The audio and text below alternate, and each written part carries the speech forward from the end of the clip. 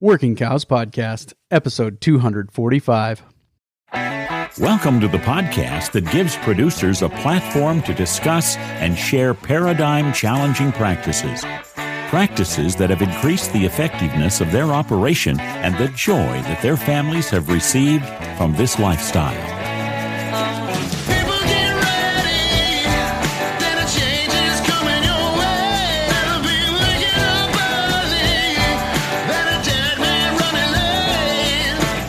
Howdy, everybody. It's Clay Connery, host of the Working Cows Podcast, powered by the Global Ag Network. Very excited to share with you today a conversation that I had in Chappell, Nebraska with Tom Williams and Doug Gillham. Doug was my host for a series of messages I preached at a church in Lodgepole, Nebraska, just east of Sidney, Nebraska. And Doug and Teresa were very gracious hosts, and Doug even planned out an opportunity for me to go and sit down with a guy doing some things out of the box as far as feedlots are concerned in Chappell, Nebraska.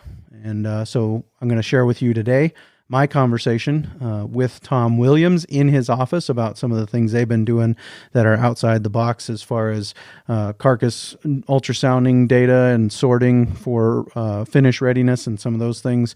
Also get into some really practical discussions about what works and what doesn't work from a vaccination standpoint as far as cattle are concerned, and what helps them be successful in the feedlot, and some other things. So really, really good, wide-ranging discussion. Really appreciate the uniqueness of the Working Cows Podcast as far as last week's episode and this week's episode, and just there's room to do things differently in every sector of the beef industry. And so just excited to share with you this conversation with Tom Williams. I really appreciate Tom opening up his office to me and Doug to come in and sit down and just talk about his business and how he's been running it and some of the things that he's found that work well, and how they've continued to try and sharpen that management axe. So without further ado, here is my discussion with Tom Williams and Doug Gillham at the Chappell Feedlot. Tom, thanks for joining me today on the Working Cows Podcast. Sure. Glad to have you. So I guess just a little bit of an introduction to who you are and what you do and how you came to be doing what you're doing. Actually, in October, this will be our 30th year at this feed yard, owning this yard. We've had two different sets of partners in that time, but my wife, Cindy, and I started it in 92. Purchased it from a ranch that I was foreman on for 10 years prior to that, and this was part of their ranch system. 2,500 head when we bought it, and we've expanded it, being we're a quarter mile from Chappell at 7,500 head. That's big as we can get here. So over the years, we've catered to retain ownership ranch customers primarily. Still have an interest in genetics and cows and helping ranchers find, identify carcass data and everything else that goes along with feeding your own calves out. Over the past bunch of years, we've expanded through the use of grow yards. We've got 4 grow yards now that can hold about the same amount of cattle we can hold here. We also have some grazing programs, both winter and summer. So in that way, we've expanded to where we stay nearly full year-round here and have cyclical cattle. And then actually a year and a half ago, we actually partnered on another feed yard in Sedgwick, Colorado, that we have 3 partners in that. And so we've, over the years, expanded.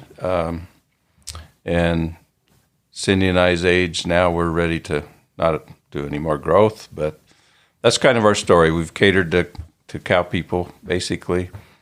Since then, we've had a variety of different kinds of customers. Our new yard is primarily, the cattle in there are primarily fed or owned by two of the partners in there. So It's a whole different model than Chappell Feedlot per se. Yeah, and that's something I've found myself saying a lot. Let me first of all say Doug Gillham is here with us as well, and he's going to help direct this conversation. But something I've found myself saying a lot lately is that we hear a lot in the news or in the ag media about the Packers this and the Packers that, but we also have been chasing carcass data, carcass merits, marbling, yield, all these things over the years. And I feel like the cow-calf guy who has done the work of getting those genetics right, buying the right bulls, keeping the right cows, is leaving a lot on the table by just selling those calves at weaning and never seeing them again, never owning them beyond that point. Would you agree with that? Is there a lot of opportunity missed when you have good genetics that have good carcass merits, but you just sell them and let them go at weaning? Absolutely. We're things we sell on a grid, and we ultrasound sort, which Doug helps with that, and he sees all the cattle that go through here and through that process. But some of the herds we've worked with for a lot of years have improved so much that they honestly can't really afford to sell them as calves. They won't bring enough. Now, the market, of course, fluctuates. Choice select spreads, grid premiums fluctuate somewhat. So most of our cattle, as an average, will bring around $40 a head in premiums, above whatever base price we negotiate. With the big spread, or you get a lot of primes and keep the discounts down, we've had up to $160 or $70 a head premiums. That's big, and that's not normal. I mean, that's to get 100 and over, the cattle really have to fit, the market has to be right. But I mean, that's the potential that's there. We have several customers that can do that. Some of them 40, 50% primes, and they've worked on this marbling for a long time. Where were they at when they started? Do you remember? If they're 10 or 15. Yeah. And this particular yard I'm thinking of, they're purebred Angus, or they're straight breds, and they were probably 10 or 15% primes when they started, but a lot of CABs. We've fed for them probably a dozen plus years now. They're actually in the central part of Nebraska. They've won a couple CAB awards, so they've always had good marbling, but it just keeps growing now because what was 15% primes and 40% CAB is now 40+% prime, and everything else is CAB. They don't even have low choice. Mm. And at the same time, their performance has progressed somewhat. An example of a different type genetics, we've got some cattle that perform extremely well. I'm talking a wean calf coming in here at 6.5, 7, and gaining 4 pounds a day through the winter and converting well, but still grade, have a high percentage of choice, some primes, a lot of CABs, and are lean. They've been with me 15 plus years, and every part of their performance and carcass data and everything has increased substantially just by using their data and selection. So I am that kid that grew up on the western South Dakota ranch where we never saw him again after we weaned him, never heard anything about him, don't know what happened, you know. So I'm going to ask a dumb question and just say, can you walk me through some of these grade distinctions you're talking about?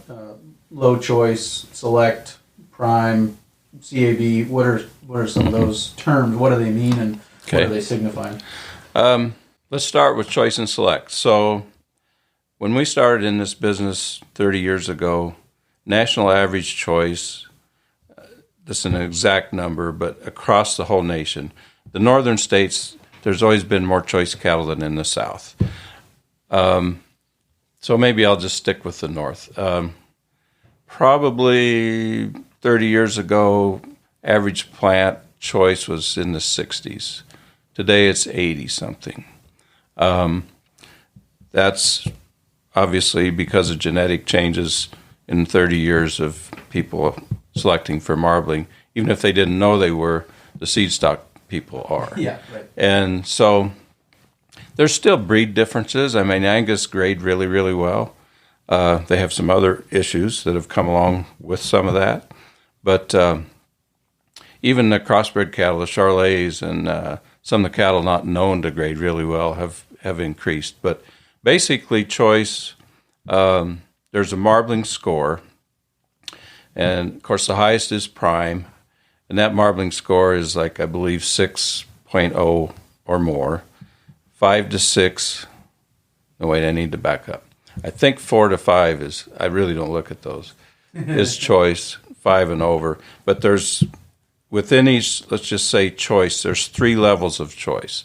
There's choice minus, choice average, choice plus. To meet certified Angus beef requirements, they have to be choice average or choice plus, upper 2/3 of choice. There's also 3 subdivisions of select and primes. And is that within the herd, the American herd as a whole, that they're having to fit into those, the top third and the Yeah, okay. Yeah. To make CAB. Now, obviously, if they're Charolais cattle or crossbred, they have to be black-hided. There's some other specs to hit CAB. They can't have over a certain amount of back fat. They can't be real heavy. So there's still some other specs, but that's the first one they have to meet is the marbling requirement. As far as marketing on the grid, if you sell, say, a buckskin F1 Char Angus, and they grade really well, you're still going to get the same premiums for the choice cattle over the select. Of course, you won't get the CAB premium. And the CAB is a program of Angus, obviously. And what is that? Is that do they fit into one of those other categories? And then on top of that, because they're Angus, they've got this available premium, or what is the CAB actually? Certified Angus beef was started, I think, in the 70s sometime. Haven't been around a real long time, but they started out as a connect between the food industry and basically the rancher and feedlot, the cattle production side. They've grown every year in sales. The specs on that haven't changed a whole lot since the beginning of time, but the program itself, we became a certified CAB feed yard in about 2006, and we still are, although it's basically, if you're not a certified feedlot, which that's kind of gone away, their focus now is a lot more on sales than it is production. But if you're not a feedlot that normally, hasn't been involved in the CAB program, but you sell cattle on a grid, depending on the packer, you'll still get a premium for CAB if you sell on their grid. Depends on the grids. Each packer has usually several different grids to fit different kind of cattle. Right. One of the things you mentioned earlier is that the quality has been better in the north. Is that an environmental thing or a management thing or a combination of the two? A lot of it's mostly genetics. Right. An environment dictates genetics. We fed some Florida cattle one time, and they've got to have some Brahma type influence in those cattle, and they're typically they don't grade that well. Sure. And that's a lot of it. The Mexican cattle that come to Texas, Corianis and that. Actually, a Coriani will generally grade okay, but they don't get very big or perform very well. So each breed has its own idiosyncrasies genetically, but I can't imagine. Yeah, and that was another thing that you mentioned earlier is that the I think you were talking specifically about Angus cattle have done a good job as far as marbling is concerned, but there've been some consequences. I don't know if that's the word you'd use. Mm-hmm. Do you feel comfortable talking about those consequences and what those are? We talk about it a lot because it's a real issue. Over the past 15 years, we see more morbidity and mortality in Black Angus cattle than any other breed. We get a lot of them, and so our percentage in the yard probably used to be 80% or more, and now it's probably not that much, primarily because some of them are crossbreeding more. But what's happened with Angus cattle is been so much emphasis on performance, frame size, because when I was on the ranch back in the 80s, we had a little bitty cattle. Belt buckle cattle. Belt buckle cattle, and then we started increasing frame. I was in charge of genetics there, and I did the same thing. But over time, the Angus breed, the black Angus breed predominantly, has basically added so much body mass, it's outgrown its internal organs. Early gestation's part of it, probably. No lung development, not complete lung development. And then I think we see a lot of heart failures here, and 85% of them are in black Angus cattle. Wow. And there's nothing you can do for it, obviously. Right. But the heart just can't keep up. Basically, they have high blood pressure. We've even pap tested calves here as a test. We were part of a. Is that like the elevation sickness? It's brisket disease, right. But it's called in the mountains. But here we call it feedlot heart failure. Sure. And that's literally what it is. When we first saw it, we started seeing aneurysms. Cattle just and cut him open, and there's blood everywhere. And you look, and there's a hole in his heart. There's pulmonary artery. Since then, which is 15, 20 years ago, we have slowed down the growth of the cattle, let them get a little older before we start pushing them as far as, a finishing diet. Yep. And that's helped. But we still see as many, if not more, every year than we did originally. It's just a different form. It ends up, our cowboys can spot it pretty easily with ones coming. They aren't even filling the brisket yet. They're just a little lethargic. But and the problem is they're pretty big at that point in time. They've got a lot of money by the time it shows up. While you're growing them and everything, they're fine, but they get to 1,200 pounds or more. And we're talking calf feds. Usually you don't see it, have it in a yearling that's had time to grow. Sure. But it really comes down to that. The distinction there, sorry, No. Like I always say, I'm row crop illiterate, and I'm just slightly less illiterate when it comes to feedlots. So the distinction there between calf fed and the yearling is that the calf fed, has he been in a backgrounding lot basically from weaning? Or basically, one way or the other. Right. Yeah. And then the yearling went to grass and then came to a backgrounding yard and then come to you. He isn't on a hot ration. Yearling's older when he gets on a hot ration. Right. He's had more time to develop. He's still probably underdeveloped, and we can see it in yearlings occasionally. Sure. But a lot of them are being killed at 14 months. Yeah, right. So especially this year with the feed costs like it is. So we took part in a study that USDA and several colleges did. It kind of stopped when COVID hit, but by then they'd already identified a couple markers. And with the DNA test, you can actually find out if you have those markers. And it's not cheap to do it, but if a guy's having a lot of trouble, probably should do it. So is there something that they could do as far as, we're talking to quite a few cow-calf guys here, and we want to get into kind of your wish list for these cow-calf guys too, but is there something that they could do? Is it a genetic thing? Do they need to introduce some hybrid vigor through a crossbreed, or what do you see as a solution? It depends on what they want to do. If they're adverse to crossbreeding, the other things to do is possibly test your herd. Make sure you're buying bulls that have, I'll back up. The Angus Association has a list of EPDs they developed for bulls that were pap tested. So you can look at that. If they pap test high, don't use that bloodline at all. There's some of them that are lethal. They will kill a lot of calves.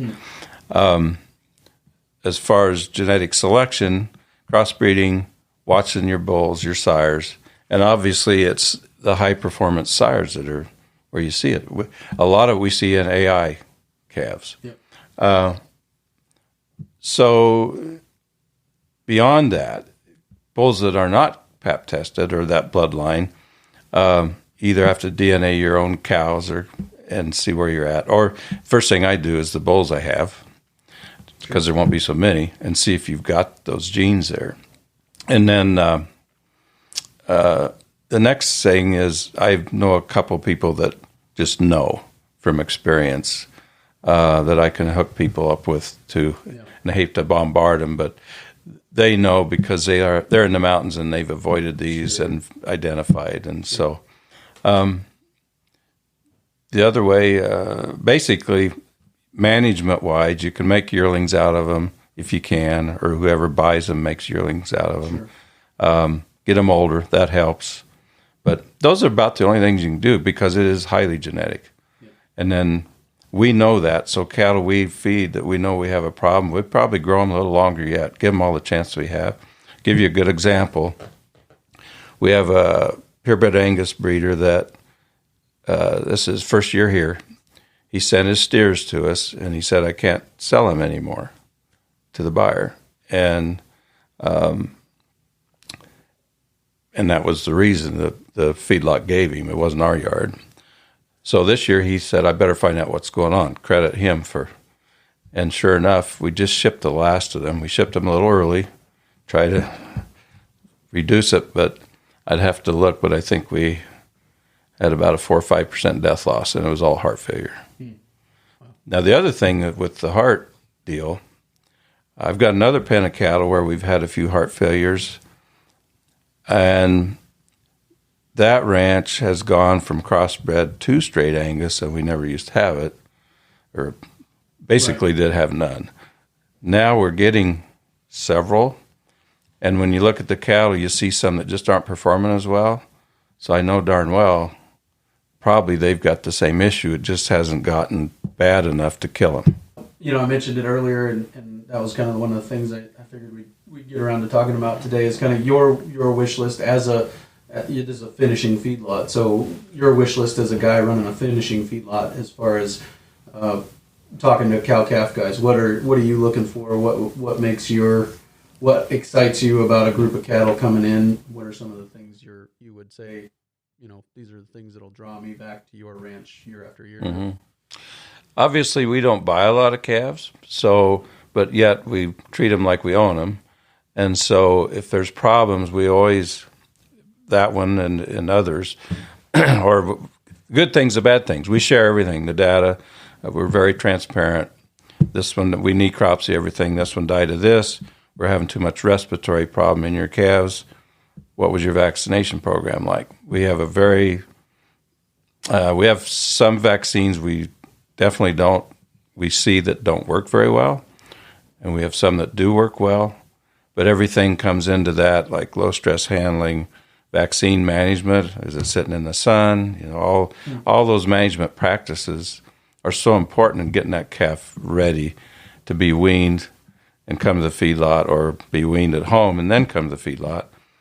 If that isn't all correct and you wean at home, you're going to get along fine because you're not exposed to anybody. It's just like COVID. Right. If you lock yourself in a cell, you're not going to get it. But cattle that aren't prepared, their immune system isn't prepared, and they hit the feedlot, even if they've been weaned 60 days, and they're naive, and then, I mean, these places have bugs. It's just like going to the airport. Right. And they get exposed, and some of them don't handle it very well. So immune system that's probably number one priority for me. Have the vaccines that don't work stopped working? Did they work at one time and now they're becoming less effective? Or 2 or 3 of them have never worked. I won't mention what they are. I don't need a lawsuit either. So no, I won't mention that. One of them is very popular, and one of them, I'll just say it.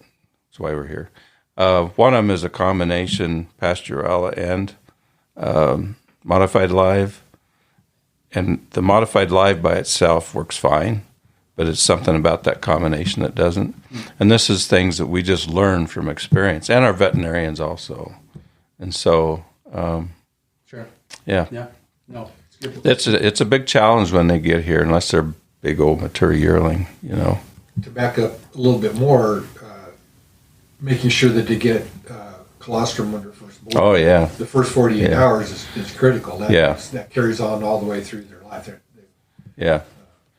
Otherwise, that immune system doesn't get kick-started at all. It doesn't matter what vaccine you use. No, you're not started out. That's right. So, as guys are calving right now, that's pretty critical. In that weather they had, it's pretty tough. I mean, we know it can't.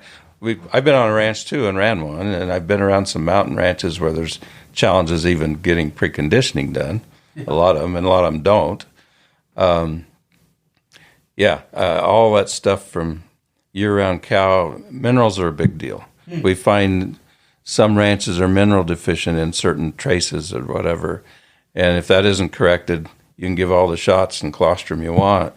The immune system still won't be where it needs to be. Yeah.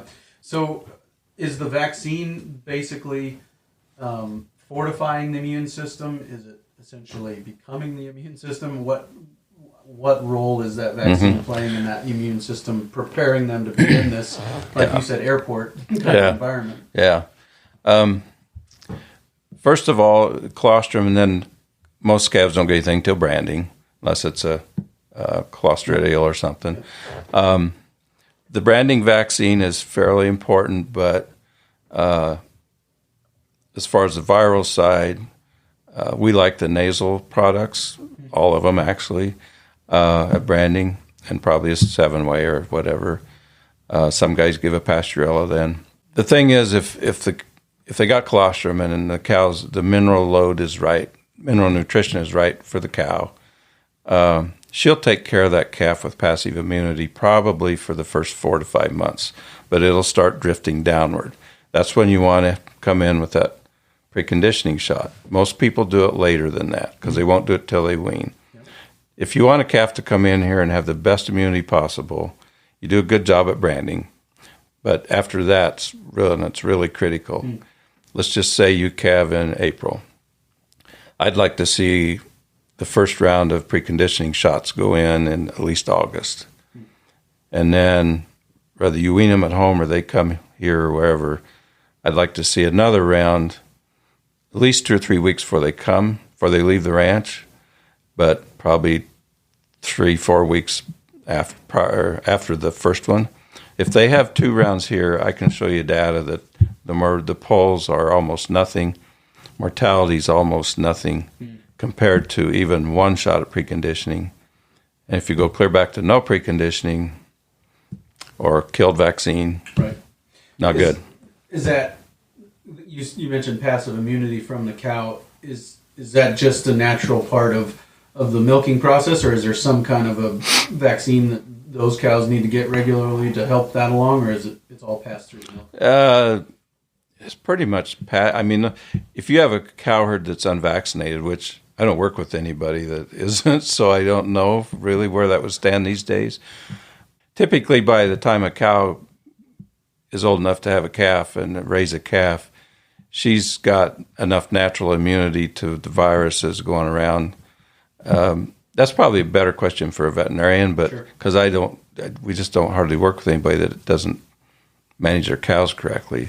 I'm sure it's important that they get it, but to what degree the colostral antibodies are lessened by a cow not ever being vaccinated, it probably is herd to herd and nutrition and kind of. What about minerals? Is there something that people are missing typically that you see that as far as the cow mineral program? Or there's some minerals that tie up copper, and when you run into that, like Doug said, you can give all the vaccine you want. We have a ranch, actually in South Dakota, that wouldn't mind me telling this, that they have high sulfur in their water. High sulfur. So probably especially I live on Sulphur Creek. Oh, well, that says something. Yeah, my water, every time the guy from Culligan comes to renew our RO system for our house, it's a new guy every time, and they test the tap water, and every time, oh my, yeah. Well, 4,300. I think it's 4,300 parts per million total to build. Oh boy, solids. Yeah. So you know the story, but yeah, there's so many mineral imbalances, traces, macros, sulfur, iron, tie up copper pretty bad, and copper is really an important one. So it's important to get that in your supplement. You need to test your water. You need to actually test some grass, see what you got. Yep. Just like we have bunk samples here to make sure we're feeding what we're supposed to be feeding. This will come out right after an interview I just did with a vet out of Minnesota who was talking about a good mineral program, so it'll fit well with that.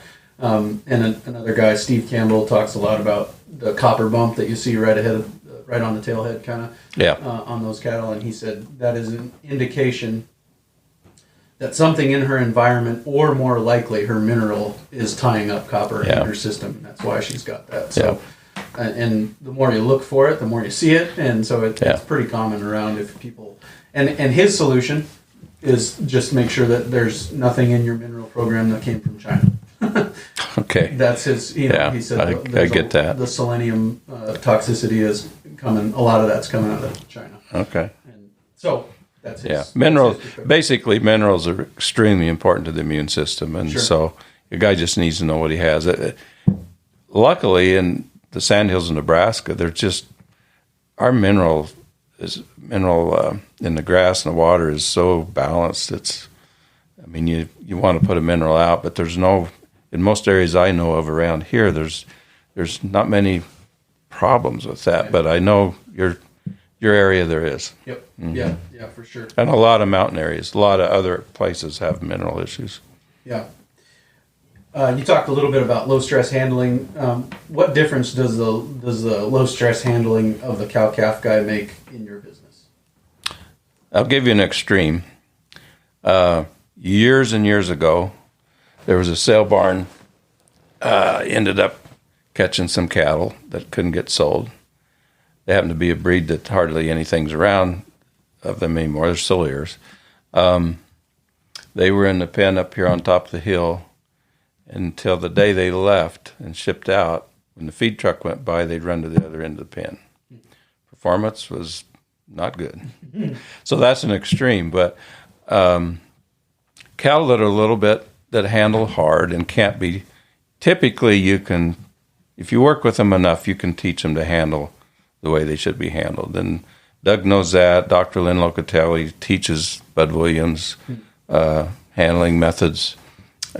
We use a bud box, kind of, and for processing, that works really well.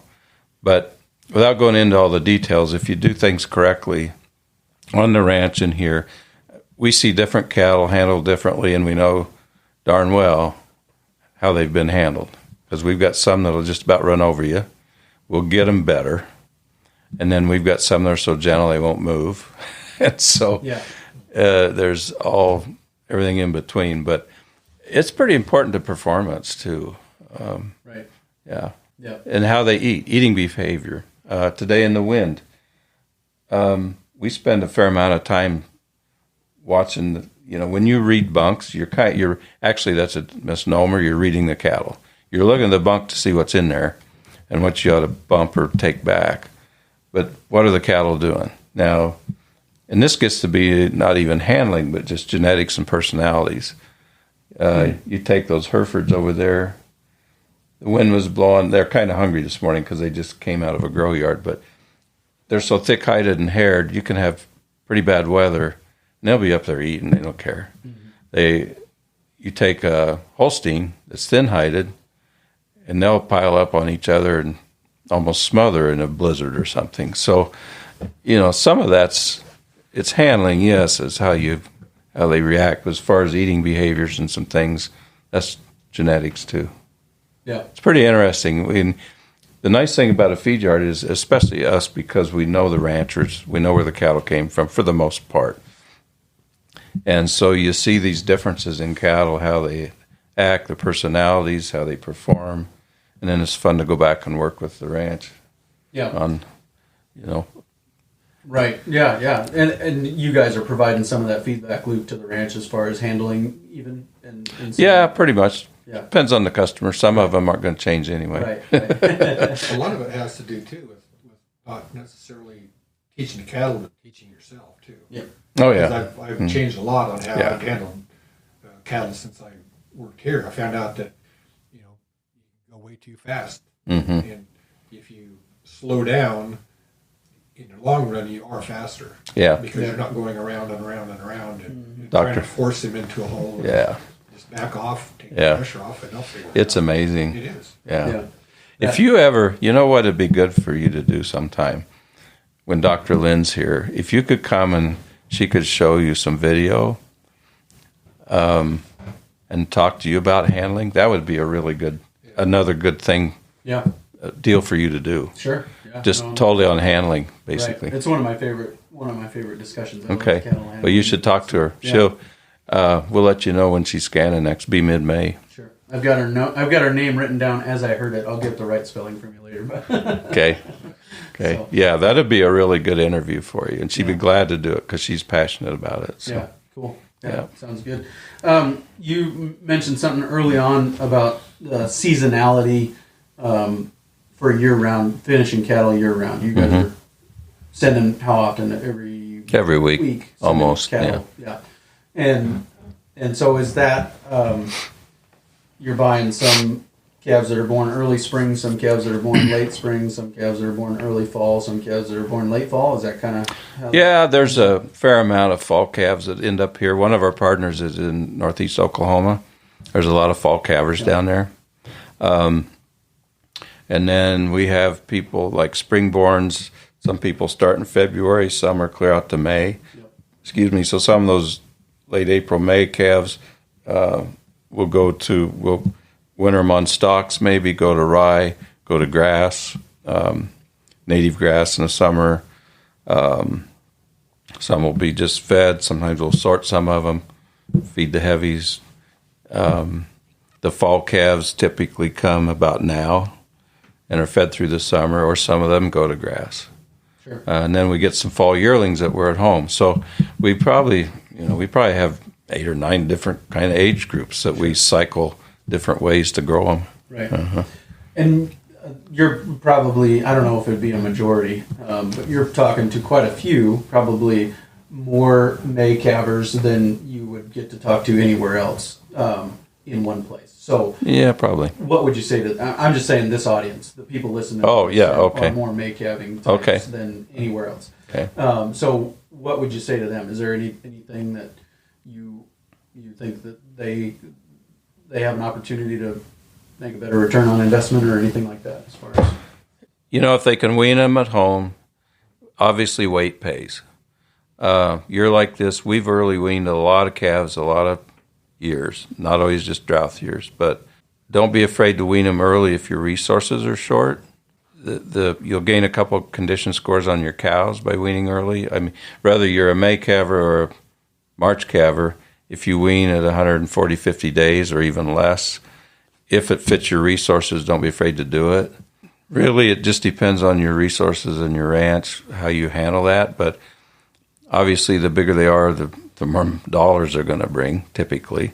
Sometimes prices per hundred are out of line a little bit. But I've always said, especially in your country, in the mountains especially, you calve when the elk calve. Yep. Why fight it in February? Right. Around here, we have a lot of people that calve earlier because they're also farmers as well as, so they want to have that out of the way before they start in the field. Yeah, and it's a feed base. I think it's a feed base issue too. A lot of times, especially in western South Dakota, it's always cheaper to move cows to feed than it is feed to cows. Where we don't have a lot of feed growing around us like you guys do here in eastern South Dakota. And where they don't have to go very far to get that feed to supplement that cow's nutrient requirements to calve in February or March, it makes a little more sense there. Yeah. And bigger cattle make more sense the closer you are to that feed base. I was talking to somebody the other day in Iowa, and he said, closer you get to Iowa, the bigger the cattle. Oh, yeah. That makes sense to have. Oh, yeah. Because there's more feed around for them. So. Yeah. Yeah, I've been in South Dakota enough that I know the East River and West River, there's a whole different, it's almost right there. Yeah. You go across and the cows are bigger and you drop 1,000 feet in elevation and pick up 15 inches of rain. And right. It's pretty it's a lot different. Yeah. So, Doug, you miss anything? You think anything else you think of it? The only thing I was going to bring up is kind of why we're having this conversation is I thought I knew quite a bit about the cattle business until I went to work here and realized that there's a lot that I don't know because the feedlot side of things is a totally different world than the cow-calf thing. Yep. And if we could get every cow-calf guy to go to work in a feedlot for a year, it would be benefit the whole industry, I think.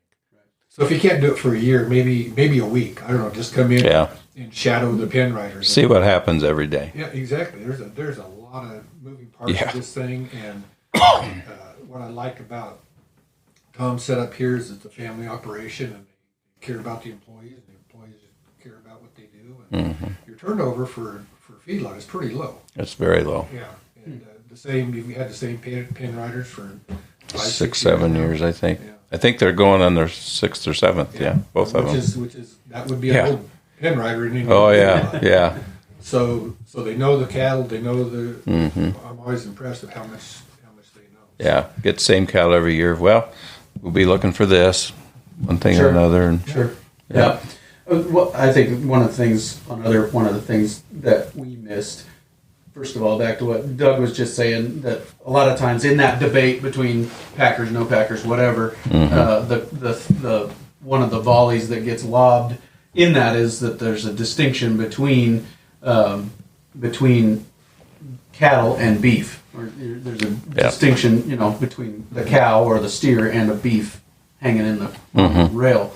And I think you're getting closer to seeing here. You're closer to that transition than we are, obviously, at the cow-calf side. So it helps get in that perspective, too. But the other thing, I think that one of the things that Doug told me about what you guys are doing here, and you've kind of touched on it, was ultrasounding cattle to sort and decide who goes when. Talk to me a little bit about that, how that works, what you're finding, the degree of accuracy of that process, some of those things. Okay. And also the variance between the most profitable calf in that pen and the least. I'll show him that. Yeah. I mean, it won't. Then you can write it down, or I can print it off for you. But so Dr. Lynn Locatelli, who we already mentioned about cattle handling, also does our ultrasounding. She uses an old program that Breathar developed at Kansas State a long time ago. It still works great. What it does, you put a probe on the 10th rib, and it measures marbling and back fat. Doesn't measure ribeye. If you look at the screen, you can see the ribeye, and you can see the marbling flecks in the skin and the fat. So what it does, it measures at that moment, and then it has a formula in there that projects optimum endpoint for that individual calf. So if he's already choice and he can be fed 30 more days and not be at 4, then that's kind of my decision, rather to hurry up or go longer for weight. Cheap feed, we probably want more weight. Today we go as quick as we can. So it projects what day that calf should go out to be optimum. And it so obviously considers feed efficiency also. Because if you overfeed or underfeed, consequences either way. Yeah, you can get docked for too much marbling, right? Well, you won't get docked for too much marbling. You'll get docked for too much fat. Sure. But as you're gaining fat, if you're getting to be yield grade 4s, you're not very efficient anymore. Your feed efficiency is probably going to go to, say, from 6.5 to 7.7. And with $380 finish rations dry, you don't want that right now. With feed's cheaper and the market's good. So she gives me a report, and then I'll juggle my timing a little bit. But basically, each pen of cattle is sorted 3 different ways. Sometimes there's a 4th sort that's just outliers that are real big, real fat already, a handful. But so we sort 3 different ways, and there's always at least 3 different times they should go out. Even in a set of calves off one ranch that maybe have a calving date that's only 2 cycles, there's still going to be about a 40 to 60 day window from the first one to the last one. So that's what ultrasound does. The way we identify to actually physically sort them, because they all go back to the same pen, we just notch their lot tag. Everything gets a lot tag when they come in here. And the ranch tag will stay in so we can get the individual data, and the same on the scan. But we've done this for almost all the 30 years we've been here, and it works, and it's worth it. We also re-implant at that time, so it's not an extra time through the chute, because we're going to implant right then anyway. Sure. Yeah. So I'll show you. In this particular case, which I just randomly picked a set of carcass data, the top carcass value was $2,180, and the lowest was $1,500 even. And that's in one sort of ultrasounded cattle that is sorted. And these people, in this case, have fed here for 15 years or more and developed these calves tomorrow and perform better than they did years ago, but still, there's a long ways to go. Yeah. To get them all worth, well, maybe 1,800 to 21 instead. And, sure. Take the bottom out. Yeah. So in this case, this one was a CAB yield grade 2, but he's a big carcass. So, and we see this all the time. There's always at least $500 top to bottom, seems like. And so are you sending multiple owners' cattle to kill on the same truck based on the sort? Yeah. Yeah. Cargill's, we use a Cargill grid for almost all our cattle. And, we try not to have too many 8-9 head deals, but half loads we try to meet. And our truckers are real good. Cargill's been good about it and keeps them separate. And then this ensures it's right. Sure. So that's also another reason to get it, but because in case they get mixed up or something. Right. What do you get on a truck? 40. Yeah. On average. I mean, some calf feds 44, big yearlings 34 or 5. Sure. So, gotcha. Yeah. Their carcass just gets bigger if they're yearlings. Well, yeah. Right. Everything's bigger. Right. Yeah. Gotcha. Yeah. Doug, anything we missed today? You were the driving force behind it. Well, I'm glad he did that because this is good stuff for ranchers to hear. I mean, the ones that have never seen their calf when the truck gate came down, they need to know some stuff like this. One question I have is, do froze ears make a difference? Because they're always discounted at the sale barn. They're sorted off and pulled off. I like buying those. Well, that's, I've watched it, working here, and it seems like they do just as good or close to just as good as everything else. The only thing is, if they're real short, you can't get an implant in them. Huh. Right, yeah. Wow. But other than that, people say their lungs are burnt. If they're a little lame, I don't want them, because if their feet were frozen That's too. What I've heard, that their feet is really the issue. Their feet will fall apart before their carcass is ready. Yeah, oh yeah. But even with shorter, we just don't see the foot problem from freezing. Right. I don't think they ever get here, but apparently. Yeah, but sure. the frozen ears and tails, we don't. There's no more respiratory issues with them than anything else in our experience. A couple years ago, there was a pen that came in with their noses froze. Yeah. And they seemed to get along just fine. Yeah. The other issue that I'd like to bring up is dehorning. Okay. If you're a rancher and you are bringing cattle to market that have horns, it's like, with the pulled bulls we have out there and the dehorning products, they're a pain in the butt in the feedlot. Yeah. And I've often said that Tom should charge a couple bucks a head more on top of the sheet charge for anything that comes in with a horn on it. And so it's not that hard to dehorn. No. If you're going to tag the calf, put a little paste on it Yeah. at that time. Or when you're branding, it takes another 30, 45 seconds to burn them horns off. And it makes things a lot easier to feed a lot level. Yeah. Good point. We don't get many.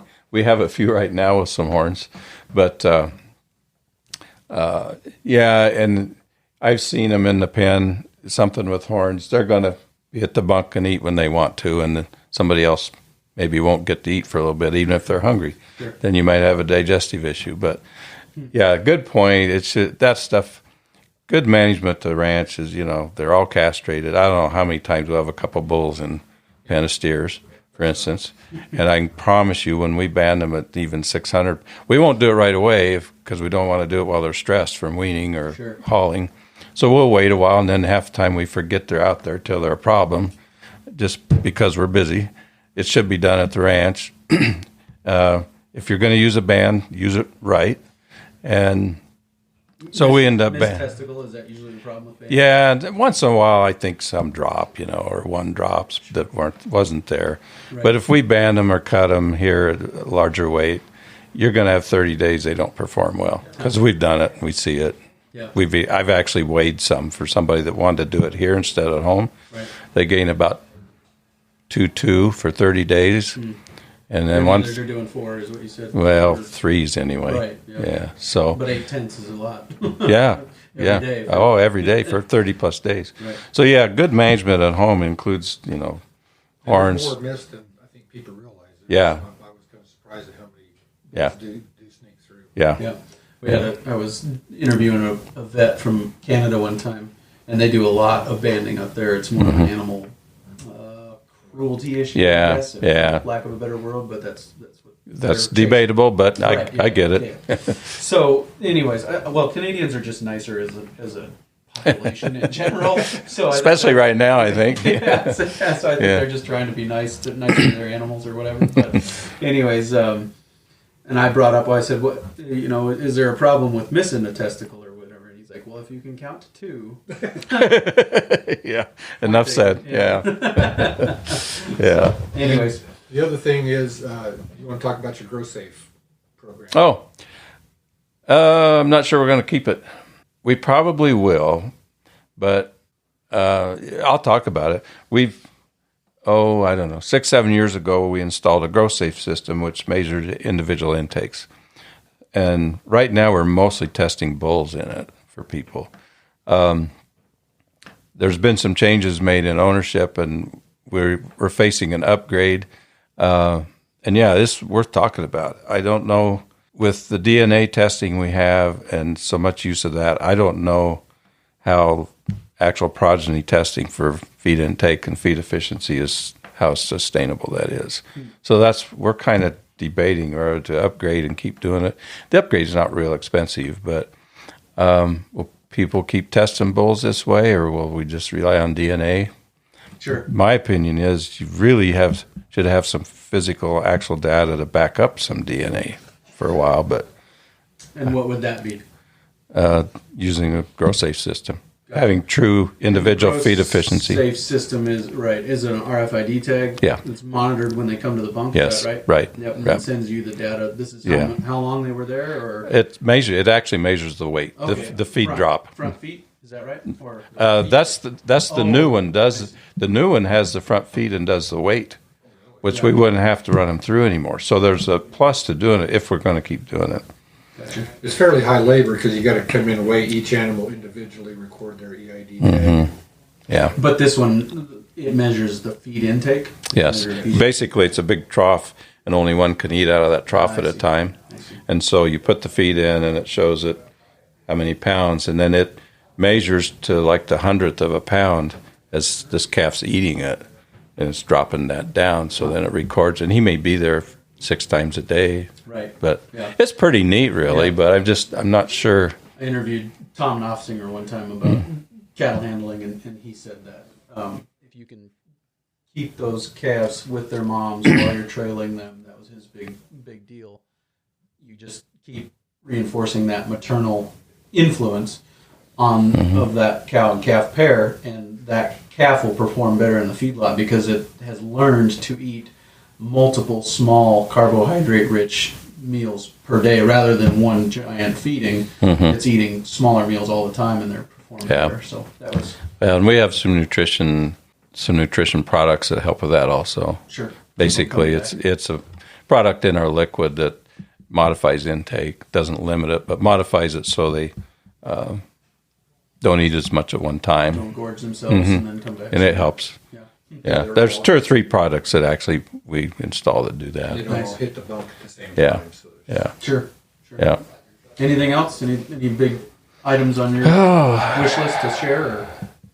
I can't think of anything. Can you? We've covered quite a bit of stuff a lot of ground. in an hour, so. All right. Well, Doug, Tom, thank you guys for your time today. Oh, you're welcome. Thank you. Thank you. Really appreciate his perspective, and really appreciate Doug Gillham for facilitating that. And him and Teresa were very gracious hosts. Really enjoyed my time in Lodgepole and Sydney and Chappell and their surrounding areas. Very, very nice place and good opportunity to share down there. Looking forward to next week on the Working Cows podcast. Going to share with you a conversation I had with Damon Prince about a product that he is bringing to market, or has brought to market, called the Tank Toad. And the Tank Toad is a water monitoring system that works in very remote areas and will remotely send you information about the status of your water in the tank. And so very good, very useful product, very practical product, and they've done a lot of work to make sure that it works well. So looking forward to that conversation with Damon Prince coming your way on another episode of the Working Cows podcast very soon. We'll see you then. We invite you to visit workingcows.net to subscribe to the show via iTunes or Stitcher. You'll also find detailed show notes pages, resources from our guests, and the industry leaders who have influenced them. For more ideas on putting your cows to work for you in a more profitable way, tune in next week.